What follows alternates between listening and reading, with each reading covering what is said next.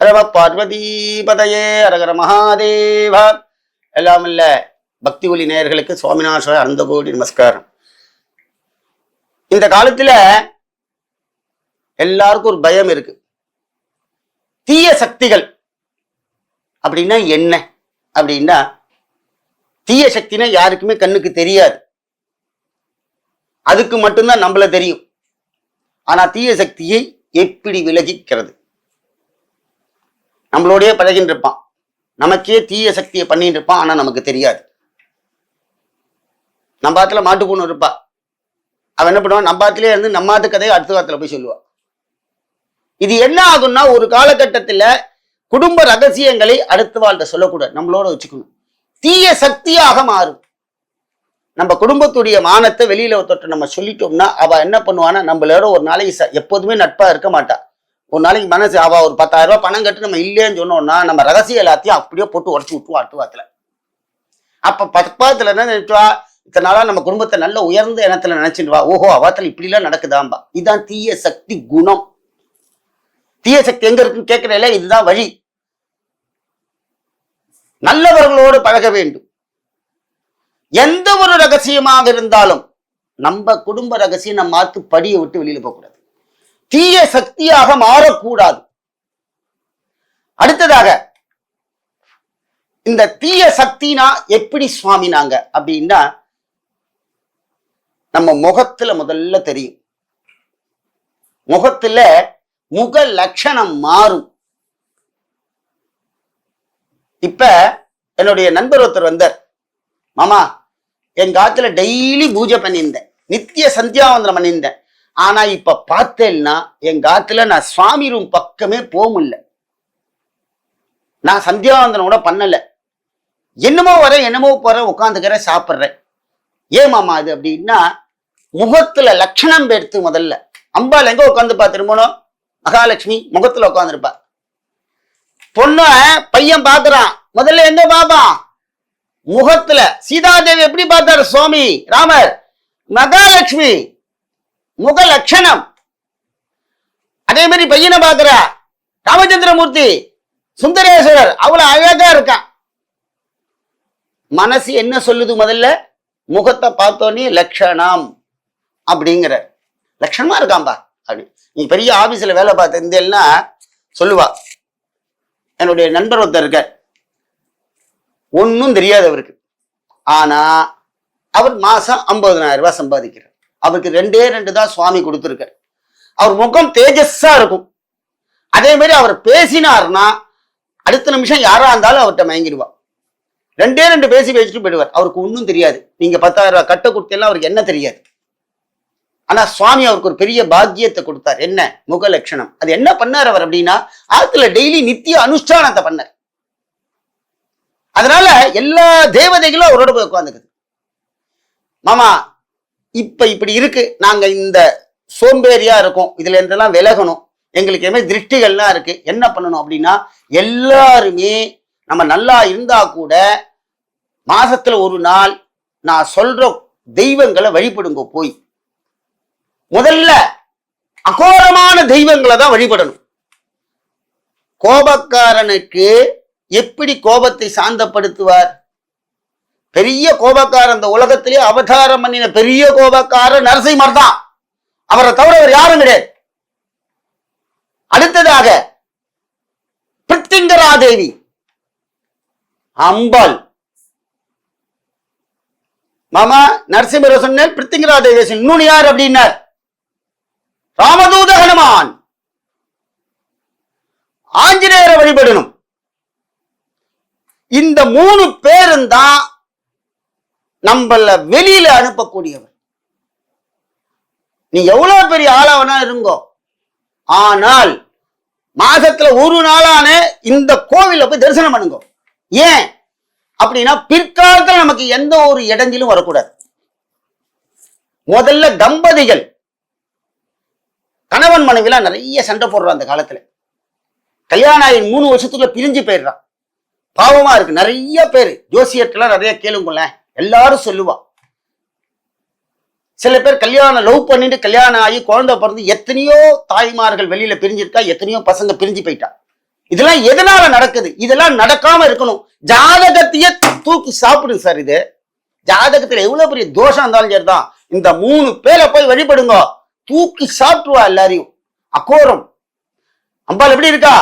ஐகிரி நல்தினி நல்திதமே, அந்த சங்கீதமே எப்படி வந்து பார்த்தேலா அகோரமா வருது. நரசிம்மர் என்ன சொல்றாரு? உக்கம்பீரம் மகாவீரியம் சொல்றா பார்த்தேலா, சொல்லும் போதே ஒரு ஆணித்தரமான வார்த்தை. ஆஞ்சநேயர் எப்படி கூப்பிடுறா? ஜெய் ஹனுமான். கூப்பிடும் போதே அடி வயிற்றுல இருந்து கூப்பிடுறோம் பார்த்தேலா, அப்ப அவளுடைய அவதாரம் எப்படி இருக்கும் பார்த்தேலா, பொசுக்கி தள்ளிடுவர் ஆஞ்சநேயர். மாமா இதுக்கு நாங்க என்ன பண்ணணும்?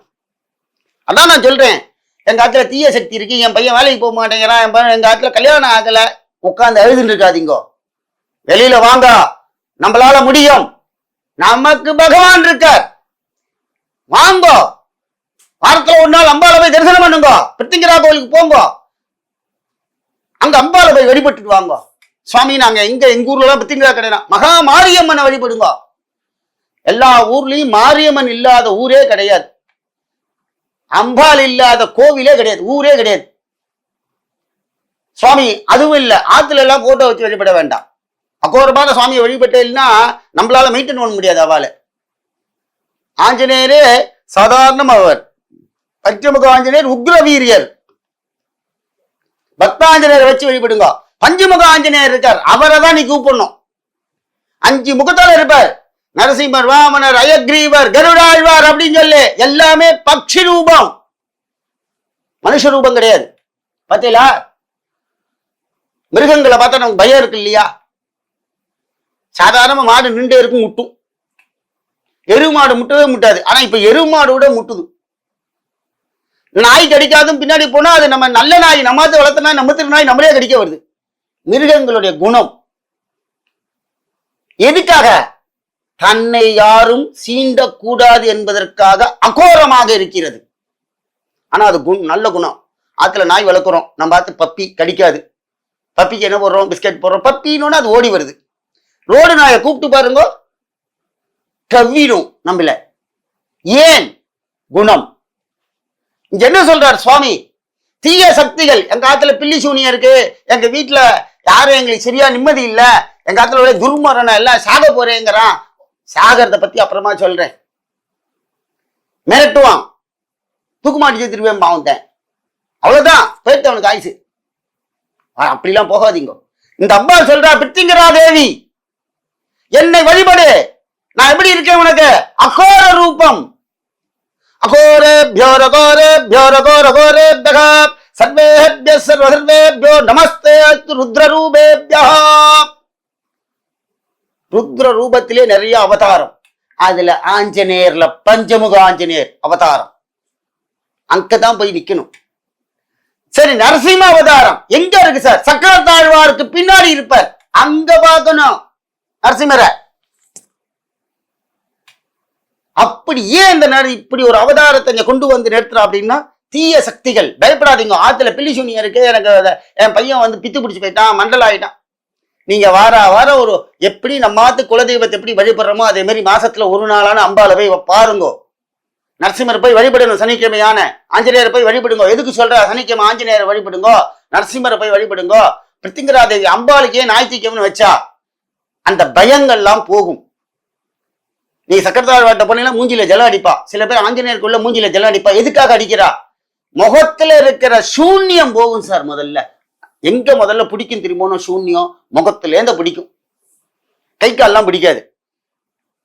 சோம்பேறித்தனம் எங்க வரணும்? முகத்திலேருந்து வரும். தூக்கம் கண்ணுல முதல்ல சொக்கும், அதுதான் வியாதியே. நீங்க அந்த காலத்துல பார்த்தீங்கன்னா எல்லாரும் காலையில 5 மணிக்கு எழுந்து எல்லாம் வேலையெல்லாம் பண்ணிட்டு எல்லாம் பண்ணி காலையில 11:30 மணி 12 மணிக்கு சாப்பிட்டுட்டு மத்தியானம் ஒரு 1 hour தூங்குவோம், அதுக்கப்புறம் எழுந்துப்பா. இப்ப என்னன்னா காலையில எழுந்துக்கிறது 8:45 9:30 12 மணி ஆயிடும் எழுந்துக்கிறதுக்கு. ஆத்து பெட்டை விட எடுத்து வைக்க மாட்டான் சார். கொஞ்சம் அனுஷ்டானத்தை பண்ணுங்க சார், தீய சக்திகள் போகும். இந்த காலம் எல்லாமே ஐடி லயன். மாமா நீங்க சொல்றதெல்லாம் எங்களுக்கு ஒத்தே வராது, நாங்க ராத்திரி 2 மணி 3 மணி வரைக்கும் வேலை பார்த்துட்டு வரோம். தயவுசெய்து அவெல்லாம் கொஞ்சம் ரூம்ல தனியா படுத்துக்கணும். நாங்க அவளை குறை சொல்லல, ஆனா எதை கடைபிடிக்கணுமோ ஆத்து ஹாலில் படுத்துக்காதீங்க. நல்லபடியா எல்லாரும் பண்ணி இந்த பிருத்திங்கரா தேவி நரசிம்மர் ஆஞ்சநேயரை வழிபட்டால் பயம் போகும், முதல்ல சாப நிவர்த்தி ஆகும். நமக்கு எவனா சாபம் விடுறான் பாருங்க, மறைமுக சாபம், உருப்படாம போக அப்படின்னு சொல்றான் பாத்தீங்களா, அந்த சாபங்கள் நீங்கும். மனசுல இருக்கிற பயம் போகும் சார். மனசுல பயம் இல்லாம இருந்தாதான் நீங்க ஜெயிக்க முடியும். எத்தனையோ பேர் நம்ம பாக்குறோம், இந்த கிரிக்கெட்லாம் விளையாடிட்டு இருப்பா, ஐயோ இந்த பால் அடிப்பானா பாப்பா. அவன் மனசுல என்ன இருக்கும் தெரியுமா? நம்மள லட்சம் கோடி பேர் பாக்குறான், அவன் மனம் எப்படி இருக்கும்? அதே போலதான் நீங்க ஒரு கேமரால வந்து நின்று நீங்க பேச ஆரம்பிச்சா உங்களை 10,000 பேர் பார்க்கும் பொழுது உங்க மன பயம் எப்படி இருக்கும்? அந்த மன பயத்தை போகக்கூடியவர் பிருத்திங்கராதேவி, நரசிம்மர், ஆஞ்சநேயர். அதனால தைரியம் வரணும்னா ஒரு ஞாயிற்றுக்கிழமையான அம்பால பிருத்திங்கராதேவியை பாருங்க, காளி தரிசனம் பார்க்கணும், அப்பதான் பயம் போகும். அதனால எல்லாரும் இந்த தீய சக்திகள்லாம் வணங்குவதற்கு தெய்வங்கள் இந்த 3: அம்பாள், பிருத்திங்கராதேவி, நரசிம்மர், ஆஞ்சநேயர், பஞ்சமுக ஆஞ்சநேயரை வழிபட்டு எல்லாம் அல்ல அம்பாளுடைய அனுகிரகத்துடன் தீய சக்திகள்லாம் இல்லாம எல்லாம் நல்வாழ் வாழ அம்பாளை பிரார்த்திக்கிறோம். ஜெய் ஆதிபராசக்தி மாதாஜி கி ஜெய்.